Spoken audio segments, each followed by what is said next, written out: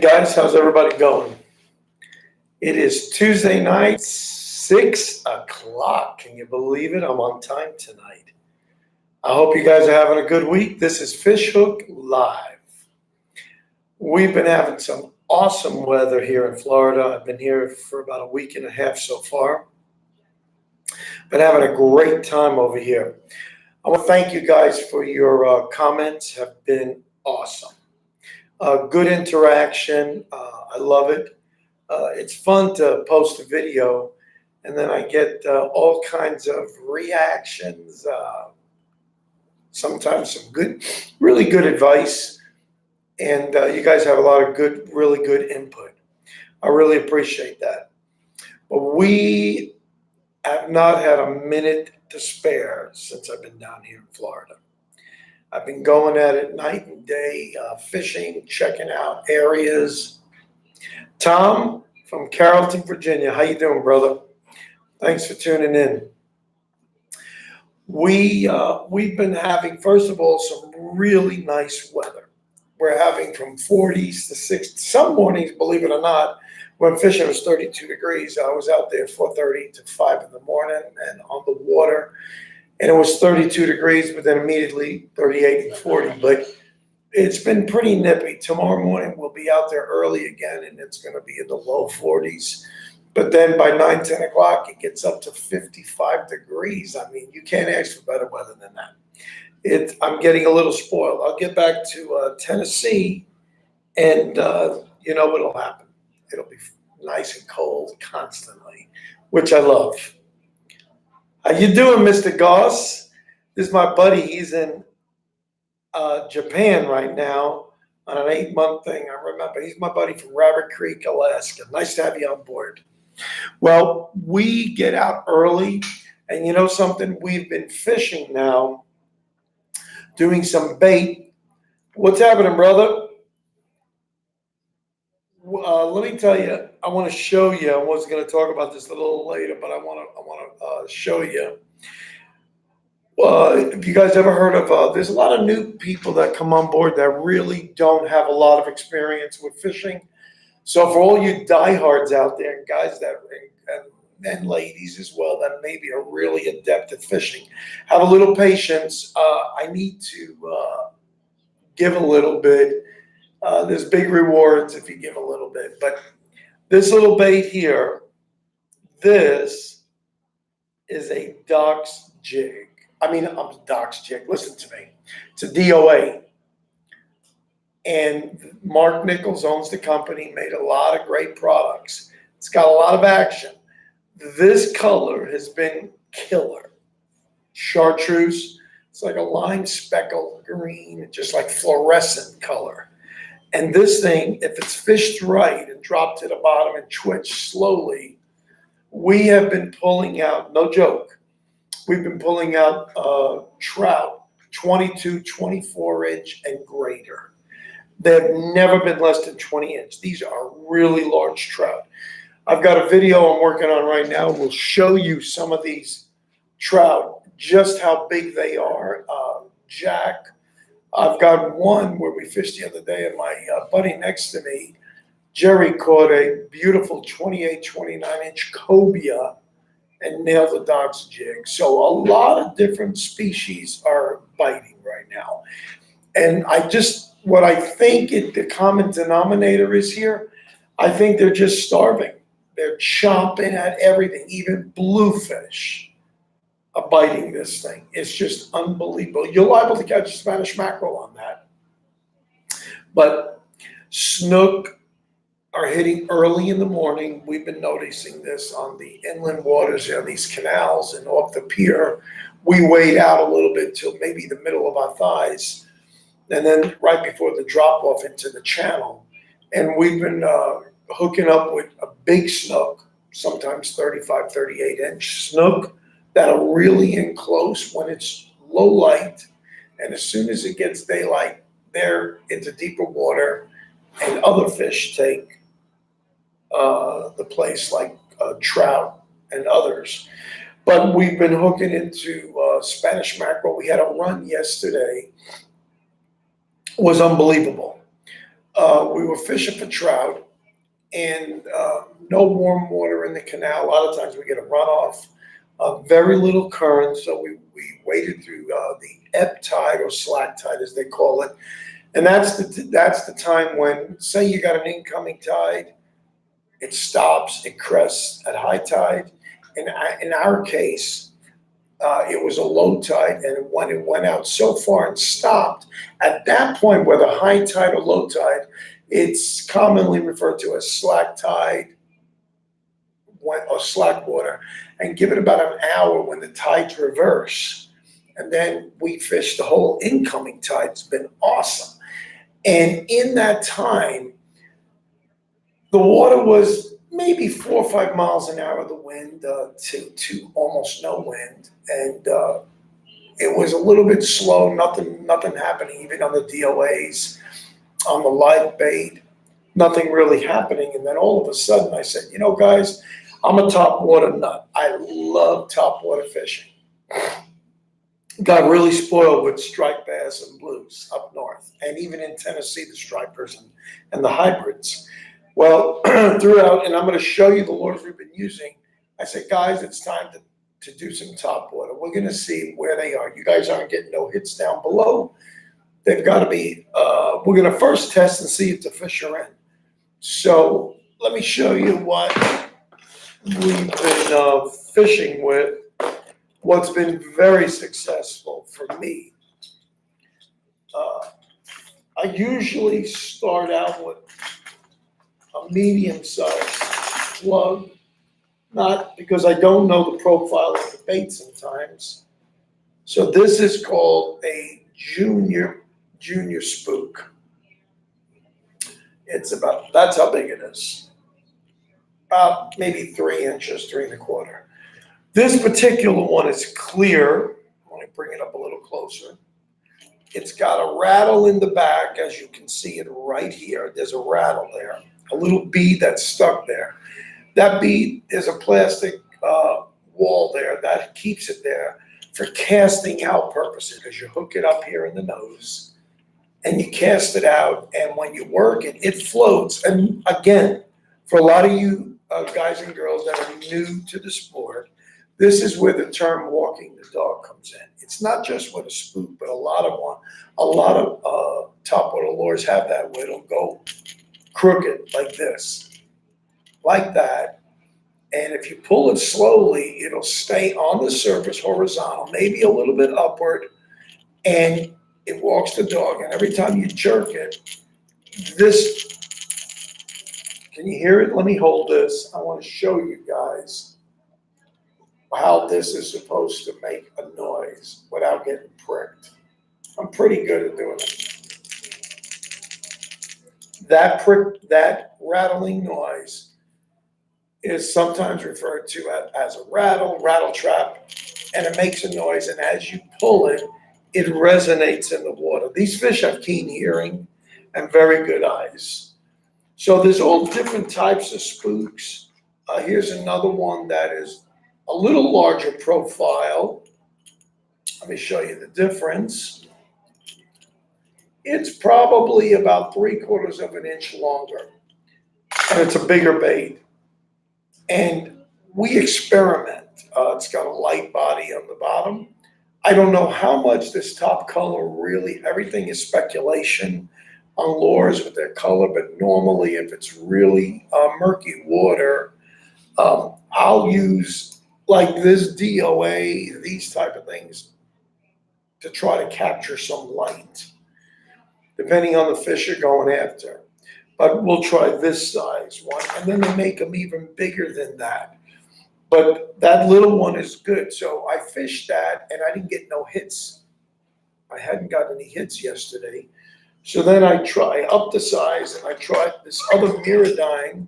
Now this has a very, very pronounced rattle. Let me stop that. There's a serious rattle in this guy. This one's every bit of 4.5 inches. And you walk the dog with this, and if you give it a little bit, increase the speed, it's almost like a jumping minnow. and it's walking the dog. This one, if you can see it, all that mark, that was from yesterday. Those blues and Spanish mackerel annihilated that. There's such an adrenaline rush. If you're fishing for the first time and all of a sudden you get a hit, you're going to go nuts. I've been doing this since I'm a little kid, 7 years old, and something comes over you. Nothing else matters. It's like an addiction. And you zero in on this. And the way we fish it is we're walking the dog and it's jumping. And all of a sudden, if you see a boil or a missed strike behind it, game on. You go nuts. You got to maintain. You don't want to jerk it. Keep working it, keep working it, keep working it and reeling it, working it and reeling it in. And I'm telling you, I got annihilated. There's a video coming and I caught it on there. I want to see if I could zoom in without making it blurry. But about maybe 50 to 70 yards out across the channel, I had cast this one out there. And as soon as this hit the water, there was an explosion.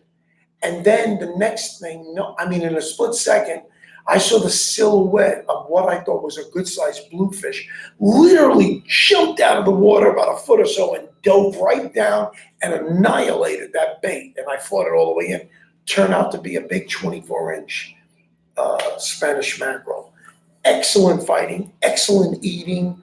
They got choppers on them, and they annihilate this. He got hooked twice with those treble hooks. So you want to make sure your hooks are sharp. If they look like they're really getting rusted out from the salt water, take them out. Get a good split ring pliers. Open up your O-rings. Pop on another, least minimum 2X. That's strength-wise, 2X hooks. You could do black nickel. You're going to go through them. Even the stainless wear out. They rust out. Salt is just unbelievable to fight.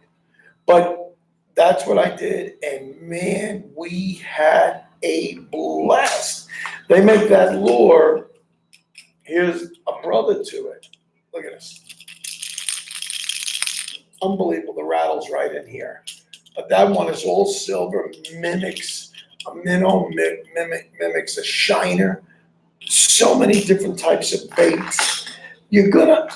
Once you get hooked on this, you're gonna make some kind of investment. That's all part of it.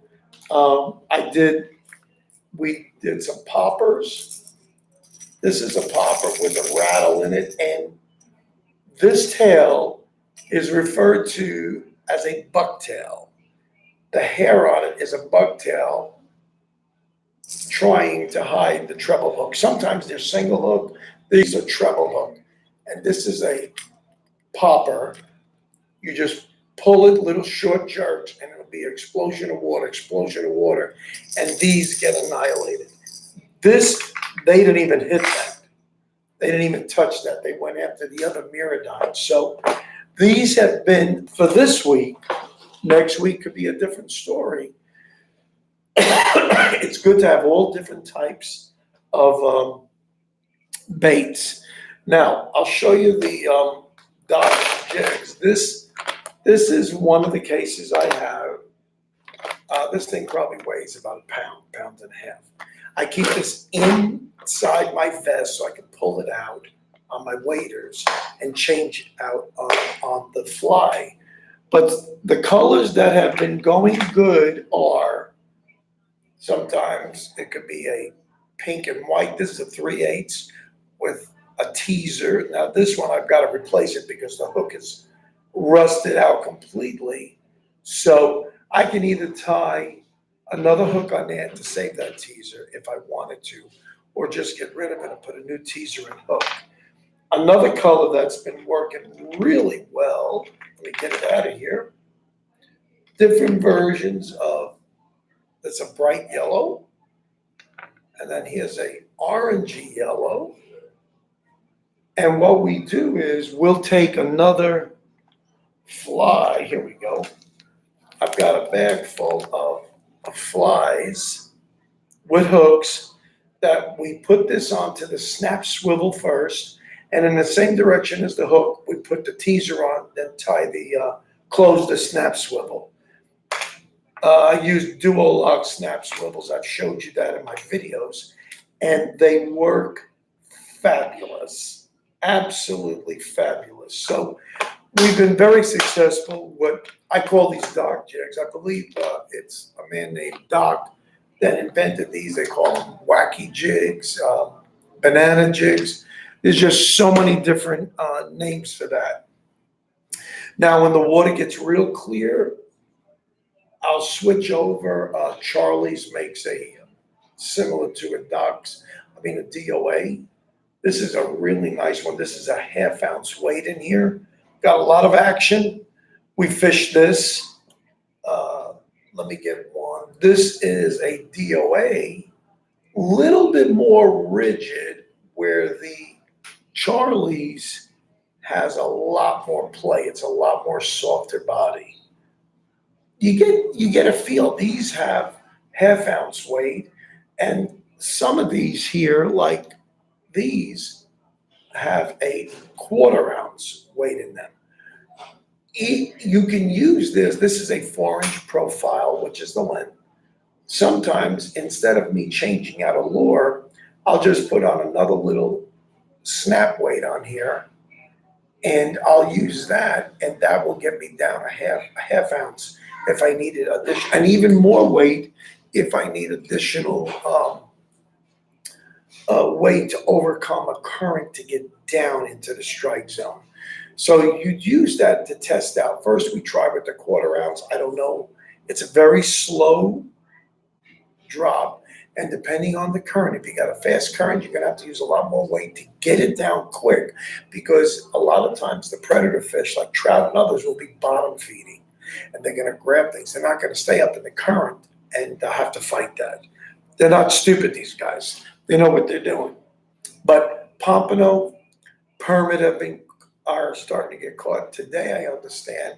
I didn't go out today. I was prepping for this video that we just released, this cooking video today. And the bluefish and Spanish mackerel, they said, were off the charts. Everybody was catching them. The schools are coming in now, inshore now, so there's a big resurgence of fishing now. Inshore is dramatically picking up. I'm telling you, the trout we're catching are huge. They're feisty. I mean, they are hitting live shrimp, even dead shrimp, DOAs. It's even Doc's jigs. They're hitting everything. So if you're in Florida, you're inshore fishing, this is the time. This is the West Coast now. I don't know about the East Coast, but we're starting to really see a resurgence. FWC just announced that they might be opening up early, releasing where we can keep speckled trout, and there'll be certain size limitations. They're going to alter it a little bit different because they really have protected them due to the red tide that happened last year. Redfish are still total taboo to the end of May, unless otherwise posted, and snook are taboo to the end of May, again, until otherwise posted. Now, again, they are talking about giving a little longer. Usually there's a 2-month opening where you can go snook fishing. They're looking now, their talk is out that they might do a 3-month window. I don't know. The snook look really healthy. All the fish look great. The fish we're catching, I'm eating, and it's been excellent. No repercussions at all. We wanted to go flats fishing because that makes for a great video, and it's really a lot of fun. We can really wade out real far into the St. Joseph Sound there. But the problem is, when it's windy, the flats, they shut right down. The fish aren't there, and the bait isn't there. So we've got to go where the bait are. And a lot of times the bait will go up the tributaries, up the canals, up the rivers, and they get out of the open water. So I'm limited to whatever the weather really is dictating. Not even so much the tide now. Because the funny thing is, when we're out there at 5 in the morning, a lot of times it's the tail end of low tide. I mean, it is low. And then we fish a really long, slow incoming tide. And even though the Saluna table says like 5:30 to 7:30, say, is a major fishing, we're catching them all the way till 10 o'clock in the morning. Again, the Saluna table, I don't want to underestimate that. That is a great guide no matter where you guys are from in the country or in the world. Check your Saluna table, use it as a guide. At least put yourself in the window of opportunity. And then from there, you can figure it out. Local weather patterns and local situations dictate. That trumps the Saluna tables. But topwater bite has been outstanding, absolutely outstanding. Funny thing was, while we're fishing inshore, right in front of us, about 6, 7 feet in front of us, like in 3 or 4 feet of water, humongous blues and big Spanish mackerel, way bigger than I caught, are just cruising. Now, my buddy caught a cobia next to me, my buddy Jerry.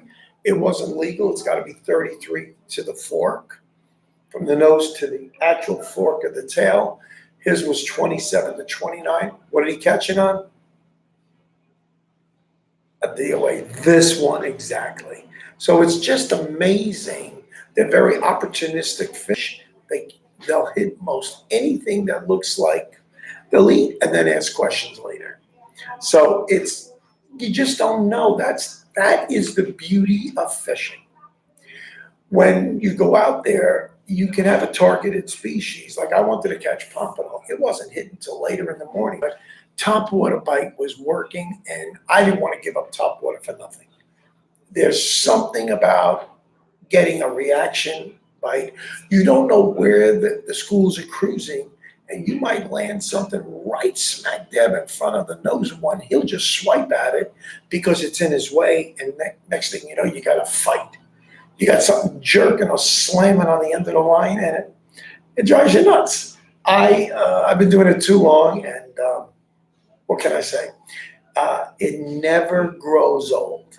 When you get that first hit and you zero in either on a color or a pattern or a size of bait, where you find out where they're located, oh, it's game on then at that point.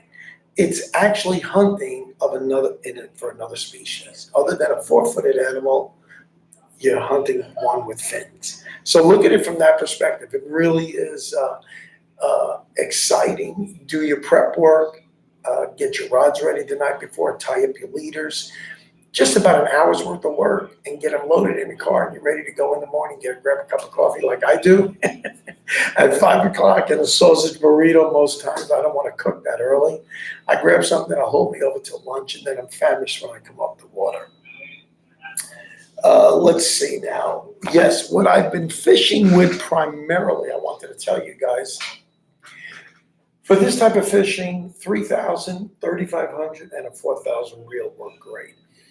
I particularly like my Shimano Thunus 4000. It's a low profile.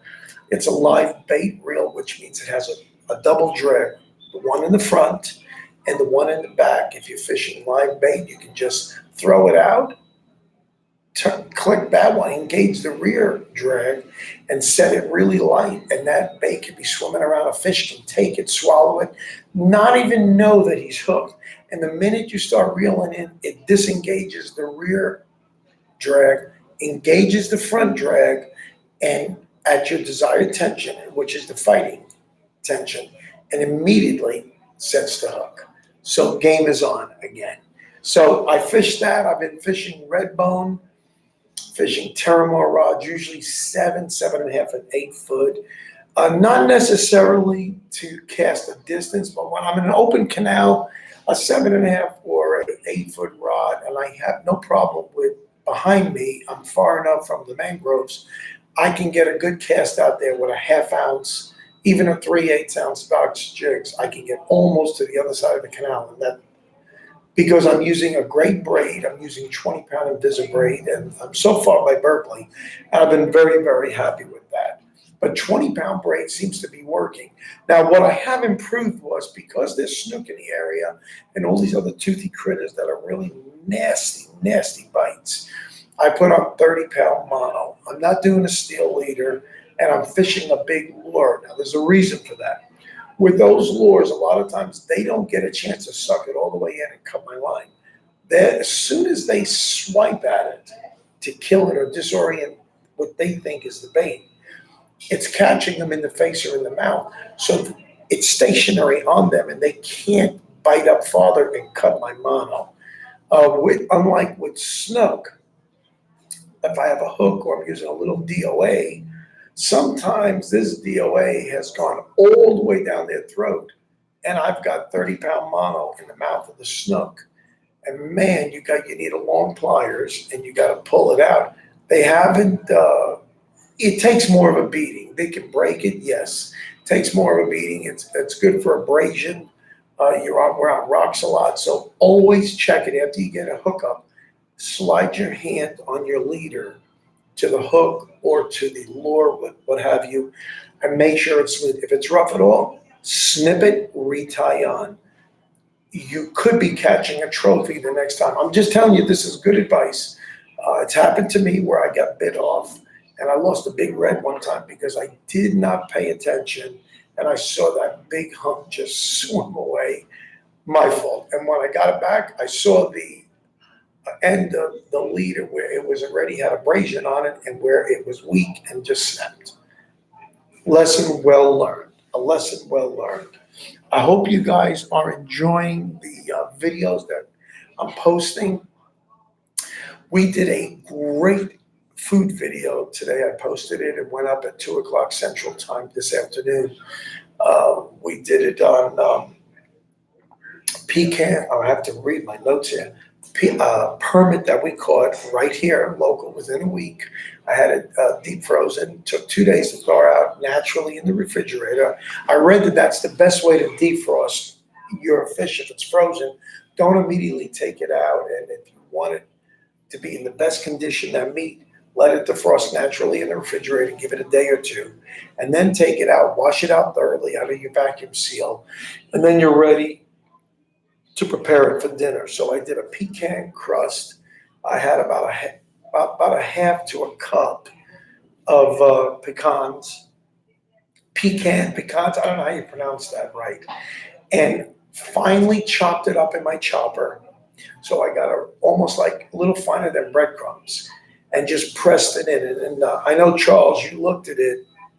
That permit, first of all, permit tastes outrageous. It's a real thick, meaty fish, real dense, like striped bass. Unlike bluefish is not. Bluefish is very fleshy, and you got to really keep it really cold before you fillet it. Same thing with speckled trout. Very similar, very soft flesh. It's not hard meat at all, and it's not white. It's clear and pink. But the permit was fabulous, fabulous meat. That's the first time I ate permit. And it reminded me of striped bass quite a bit. But cooked with pecans, if it was just that, it was delicious. It tasted great. But then that coconut rum butter sauce, oh my goodness, that put it completely over the top. I got some good comments on that. I think everybody likes it. And all in all, that whole thing ran me 30 to 35 minutes. Cooking was no time at all. It took about 5 minutes to prepare the ingredients for the rum sauce, another 5 minutes to cook it, a minute or two to simmer it on low after I added all the ingredients, and no more than maybe 3 to 4 minutes on either side on medium heat to medium high for the permit. The steaks were about 3/4 of an inch thick to a ½ inch. Absolutely delicious. If you guys try it, I think you're really going to like that. I really do. But we've got a new cooking video coming up. We've got one with pesto. I don't want to tell you any more about that, but one with pesto, and I think you guys are going to like that. Pesto and fish go really well. Oh yeah, Charles is asking, let us know how the green pan. I bought it, believe it or not, let me talk about that just for a second. About 3 weeks ago, Amy and I went to World Market, and I just ran across that. I wasn't looking for pots and pans, and every day said for down here in Florida, and I ran across the green pan. That's what they call the whole set. It's called the green pan. The green pan. Non-stick. Holding up beautiful. So it's going on 3 weeks now. You want to put a little bit of, if you cook it with oil, put some oil in there, but it handles the high heat excellent. I read all the literature on that before I bought it. They only ran me $30 a piece, and they were well worth the money. So for $60, I got a 10-inch and a 12-inch pan, a skillet, and they cook excellent. So far, so good. My wife was cooking eggs, and she got it to stick. I don't know how I cook eggs. I just think it's the way you cook. I use good butter. I don't use any olive oil. I use good butter. I cook it in there. And if you let it, just like when we did the striped bass video in the cod, when we pan fried it, and I was using stainless steel, which is even more temperamental. We put olive oil in it and let it cook for just a while. It will lift off instead of forcing it. So I think we have to exhibit a little bit of patience. And these are chefs' tips and tricks that I'm learning. And the fish or whatever you're cooking lifts right up. And I'm telling you, they're holding up great. They cook beautiful with the fish. And I had no problem taking them off. They didn't even stick the first time like the stainless did, but the stainless eventually lifted off.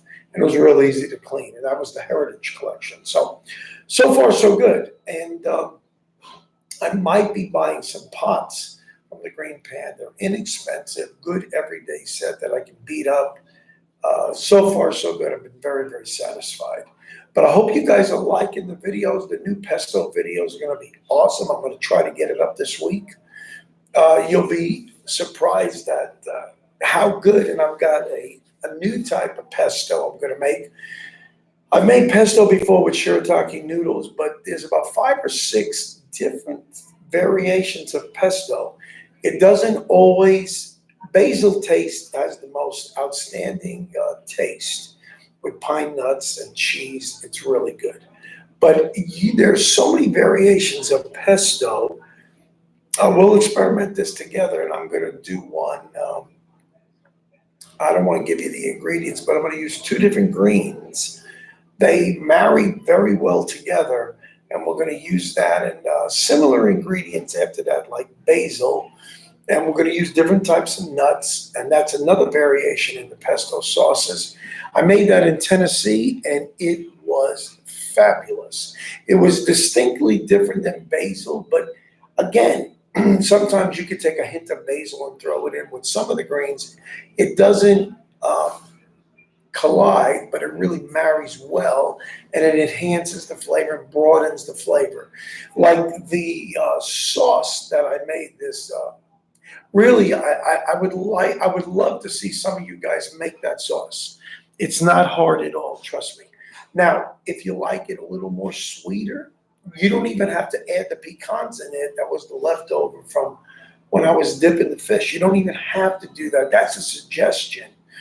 That was optional. I opted to that because I like a nutty sauce. I like a lot of nuts. I like nuts in my salad. I like cranberries, all that. It really dolls up a salad, but you can drop out the nuts from the sauce, and I think it would taste even a little more sweeter. You can add more honey. You can add more rum if you want to. Tailor it to your taste. Remember, with the rum, all of it, the alcohol is burnt off. So there's, I don't want anybody to get, in a panic. Oh my goodness, it's alcohol. It's not going to affect anybody. It totally burns off, and it's on medium-high heat. You can smell it, the alcohol burning, you can smell it. But it tastes great. So I would like to see some of you guys try it. Charles, if you try it, you got to let me know, or anybody, or Tom, or anybody else listening. If you do, send an email, send a picture, Instagram us. Let me give you my email again. It's fishhook2019 at, man, I typed Hunt and Peck. I used to know how to type. I can't do it no more. Fishhook2019 at gmail.com. Send me a pic. I would love to hear from you guys. I'm not an end all. I'm not an end all in fishing. We're going to be talking hunting soon. We're going to be scoping in our rifles when I get back to Tennessee. So we've got a bunch of stuff planned. I think you guys are going to enjoy this, and we're going to bore sight them, and then we're going to do the scope. It's going to be interesting. I got a friend of the family going to be working with me on this because I've never set a scope on a rifle, believe it or not. I've never had to use it. Mr. NB Custom Tackle, how you doing from British Columbia? I hope you're fishing. I hope you're doing good. I see all your Instagram stuff, and I like it. The lures, I gotta put an order in with you and order some of these lures. I want to try them down here. It is going great. The fishing has just been ridiculous. I'm going out again tomorrow morning. I think we're going to meet up about 6, quarter after.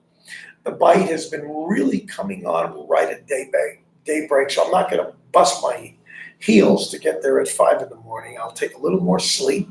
I know my wife will appreciate that. And then I'm going to go out, and I'm going to be handling that topwater. I can't help it. I like to experiment. I like to try new things. I like to push limits. That's how you. If you experiment, you find things. You uncover little secrets and jewels, and you just remember that these tactics. Yes, well, good. Give me a deal. I'm going to show off your tackle on the channel, but I'm going to try to create another video just of what you can expect if you do inshore fishing. We might fish some bridges. There's all kinds of good stuff here you don't know. Don't underestimate a body of water. Underneath the rock pilings, underneath the bridges, you could have cobia there, you could have snook, you could have grouper. Even though group is out of season, I don't care. I want to catch it. I want to fight. But be aware of your fishing regs, because if it's a good fish and he's in season, you got to keep her. So be aware. You don't want to give up a good fish, man, because you'll be kicking yourself all the way back to the car. But that's the fun of it. I go out to all different bodies of water. And you know the funny thing is, even some of the baits that work for Devin, how you doing, man? Hold on, I do want to answer this because you did. Why do I use, I don't know why I cannot get this to, I think you said butter. For some reason, my screen is, let me open it up just a little. Oh, there you go. It looks like a lot of butter. Maybe for some people that was a lot of butter. It really wasn't. I don't think I used more than a 1.5 tablespoons. I went by the markings on the quarter pound of butter, and it was less than, I still had some left, less than the 2 tablespoons of butter, medium high. I didn't want to totally cover the fish, like really frying it up. I did it low enough so it would soak it in. I personally happen to love the taste, and it's all organic or the Kerrygold Irish butter. It's been excellent tasting. Now, can it be backed off? Yes, it can. I just chose to use a little. And as I said earlier, you guys can modify it if you feel more comfortable with way less butter, go for it. I didn't have a problem at all. It tasted better than it looked. Let me tell you. This is not a put on. I never had permit before. But when I tasted it, after I initially cooked it and I put it, listen, if you have an electric range, I hate electric. There's no gas at my condo. Otherwise, I would have had a gas range. Gas or propane, cook the best. It's instant hot, instant cold, instant control. So when you're with electric, bear in mind that if you just happen to just forget it on the stove for a minute too long, you could overcook something. It's just different. Matt, how you doing, man? Yeah, Kerrygold butter is the money. Oh, absolutely. It tastes so. It's a real sweet cream butter. The organic butter I buy is unsalted. You can buy salted if you like a little bit more salt. There's really nothing wrong in that. Just so you guys are aware, this is a good butter, a good fat to have. Everything again with moderation. Check always with your doctor. If there's some things you have to watch out for, check with your nutritionist, and they'll tell you what's are good fats and what are bad fats. Now, Devin, you said you're from Canada. You've never had that. Man, go to Walmart. I bet you anything, or just Google Kerrygold Irish cream butter. It is off the charts. It's so good. Here it runs $3.47 for a pound at Walmart. He's the cheapest all around, and Costco sells it also. I don't know about where you're from in Canada, but I would imagine the Walmarts up there have that, and if not that, they have organic butter. You can't go wrong. And Walmart is by far the cheapest. It's $4.47 or $4.57. It's way under $5 a pound. When you're going to spend $2.50 more at Publix or one of the mainline stores, why I don't know, but he keeps it in Ontario, Canada. Beautiful. You're right over the border. Yeah, so you should be able to get a lot of American stuff like that. And that's not just American. I mean, Irish cream butter comes from Ireland. So they distribute it all over the world. And it's pure grass-fed cows where they get that from. So I think you guys will like that. I try to get the best stuff. It's not really a lot of money. For the most part, when I do organic, I do my best to get as much as possible from Walmart. Now, on occasion, there are some stores, like we go to Sprouts, a couple of oddball items are a little cheaper, but you want to know something? A couple of pennies here or there, if it's an outrageous difference. Like when I buy greens, I buy organic greens. I buy a 1 pound package, 16 ounces. I like mixed greens, spring, I forget the term, but it's mixed greens. Well, I pay $3.66 to $4.66 for that. You go to Publix and you're paying $6.99. Absolutely no reason for that when it's the same greens, same organic greens. Well, that's where you guys should shop. Now, Costco is real good. If you're going to do some major shopping, if you have a big box, so let's say BJ's. BJ's are down here. I haven't been to them yet, but check out your big box ones. Your retailers like Sam's, Costco, and BJ's. I don't know if you have others up there in Canada or wherever you guys are from.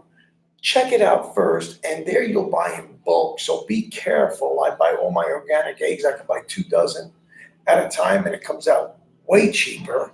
But again, Walmart just blows it out, and he's becoming known as a major organic retailer. I've called the farmers markets around here, several of them, and they all said, listen, we can't sell it to you as cheap as Walmart is selling it. I get that. Walmart, as far as I know, do not own the organic farms. Now, Tom, would you say, do you know that you have to cook grass-fed beef? Oh, beef differently from corn feed. Oh, really? Grass-fed needs to be cooked slower because it does not have well, that's exactly right. It does not. When I lived, let me explain this to you. You'll love this. When I lived in Alaska for 4 years, I went hunting and we got a moose. I did archery, bow hunting. And moose are almost 100% lean. Do you know I had to go to Cars, which was their local Walmart, and I had at that time, if I remember right, I had the ratio was 1/3 beef fat, and the rest could be moose meat. It was so lean, it wasn't good for us. We need a certain amount of beef fat in there. Again, I'm not a nutritionist, but if you have the right ratios and you're eating good quality lean meat, you're not going to go wrong.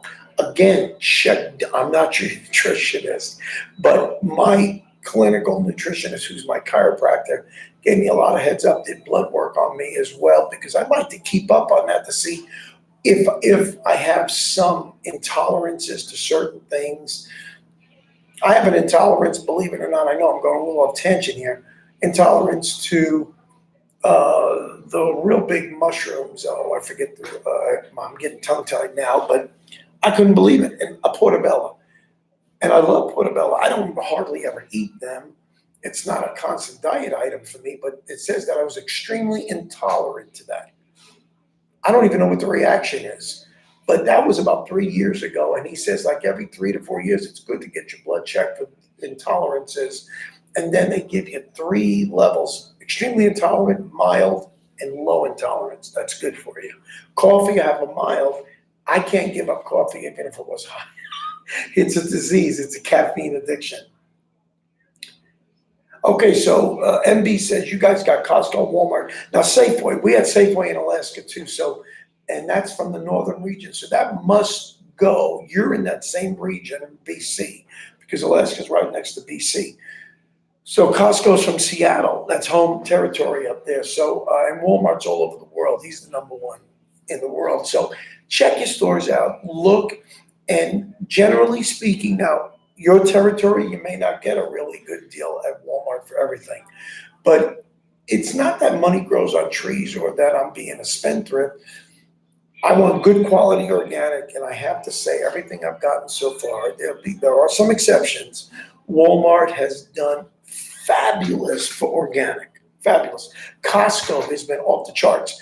If you guys want, I'll tell you this now, it has nothing to do with fishing. If you want good chicken, organic chicken, go to Costco. Now I did a test. Several months back, they have whole chickens. They have them in 2-packs, and they were only $1.99 a pound, and they're total organic. Now the reason they're so cheap, Costco, I got to take my hat off them. They own the chicken farm, so they cut out the middleman, and they brought even Walmart can't even touch them. Can't even come close. Well, he doesn't want to, but he can, I'm sure, if he wanted to.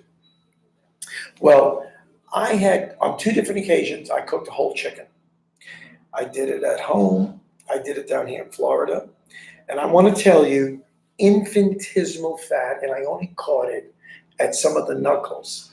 There was no fat to be found, even in between the muscle. Like when you open up the leg and you break open the meat, or you open up a breast. A lot of times, even in all the other organic chickens, non-GMO, I believe they're non-GMO verified. You're gonna have to look and see that. I can't remember that right now, to be honest with you. But there was no fat hidden in any of the tissue. Every other organic chicken I bought, whether it be from Publix, any box store, Walmart, anywhere else, there was fat, invisible fat coming out all over the place. I am telling you, there was none. So what I did was I have 3 kids. The last time I went to Costco, I bought them all some chicken. I said, I want you guys to try it. Let me know what you think. And let me know if you find fat. Right across the boards, there was no fat. I didn't know this. Only like the knuckle on the chicken leg or something at the joint, you might see a little bit of fat. I mean, really so small. I was shocked. I was totally shocked. And since then, I've not seen it. So I think I'm safe in telling you to try the Costco. I was extremely impressed, and the chicken tasted outrageous. These hens were over. Some of them were 4.5 to 5+ pounds apiece. So a 2 solid chickens, 2-pack, ran me about $18 to $22 at $1.99 a pound. So you can do the math. Anywhere from 9 pounds to a little bit over 10 pounds. That's unbelievable. Some of them were 5.5 pounds. Big hens, and they tasted fabulous. No matter how I cooked them, even if I broke it up, one time I did it in a slow cooker. Came outrageous. Outrageous. I put the vegetables on the bottom. I didn't add any liquid in it. I tried something different here to get a little bit more of a roast top for the skin. I don't eat the skin anyway. And I sat it on top of there, and I am telling you, 6 hours to 7 hours later on low, you couldn't even pick up the chicken. It just completely fell apart. It just completely cooked through. So I was really impressed. So check it out. My wife made me aware of that, Tom, on the non-GMO verified to make sure. And USDA organic. I will not buy any other organic. If it doesn't have that green label, USDA organic, thumbs down. Might be good. I'm not taking the chance. And my feelings are all the fish I buy are from local waters, USA. I don't buy fish anymore that's from other countries. I won't do it. Why? I don't trust them. I don't trust their processes. What they call organic and what the USDA calls organic, I think are great. There's big differences. I feel much more safe. I don't know everything that happens behind closed doors. I'm sure we're all getting used in the food industry. We all have to be careful. Tom Smart, been purchasing from a chicken farm. Excellent. If you got local sources and you verified that, outrageous. But that's where you need to get it. Find a good source, verify if it's non-GMO or not. It's just a great place to find a lot of really good deals. Now, Costco also has a very extensive line of organic foods and spices. I buy a lot of them over there. Sam's has them. Sam's was slow getting into the organic. Costco was leading that race. Sam's is trying to catch up, but they've got good olive oil. I do buy there. I also buy some from Costco too. So check it out. Do some reading on the types of olive oils to buy. I like Italian olive oil. I like Spanish olive oil. I like cold pressed. So I got to read up on that. And when you do, you'd be surprised how your health improves. Now, Tom, you're getting grass-fed beef, chicken, and pork from. Nice. Excellent. Grass-fed is the best. Just make sure, again, that the pesticides and the DDT and the sprays, you got to thoroughly, as much as you guys check it out, that's all you can do. And the rest, you got to trust the Lord. You do the best you can, and that's what I do. I pray over all my meals, and I'm serious about that. My faith is my life. So we're very careful on what we do. We do the best we can with what we know. And the rest, I got to trust God. And we go from there. But you guys have been awesome tonight. We really, we appreciate you. I hope you're enjoying the videos. There'll be more. I'm creating some more good fishing. These are local fishing videos, man. I'm telling you, just seeing the smack, seeing the bite. You're just going slow, and then bam, your rod goes down. So, Tom, send me some pictures when you take your daughters out. And if you want to get a hold of me on email, I'll exchange phone numbers, which I'll talk to you. And I'll talk to you about some things. I can give you a good list of stuff to buy. And depending on what type of fishing you do, because I know you asked me that once before. And if any of you other guys need help in those areas, drop an email. I can be found on Instagram, Fishhook. We can be found on Facebook, on all the social platforms, on Twitter, and email. Email by far is the best. I do respond. I would love to hear from you guys. And I want pics.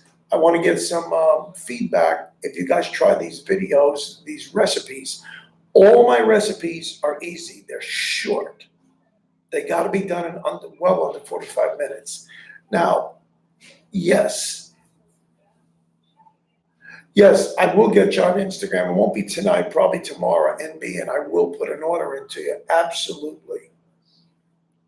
Yes, and CO Dude, I don't know if I'm pronouncing that right. I'm sorry. Hit me up. Absolutely. If I don't know, I'll get an answer for you. That's for sure. I appreciate you guys taking the time to listen and do a little bit of fishing talk. Tonight was really heavy duty fishing talk. We squeezed the chicken and beef in there, but it's been good. But I look forward to seeing you guys again next Tuesday. It'll be airing from Nashville. Love you guys, and we'll see you on the next one. Take care.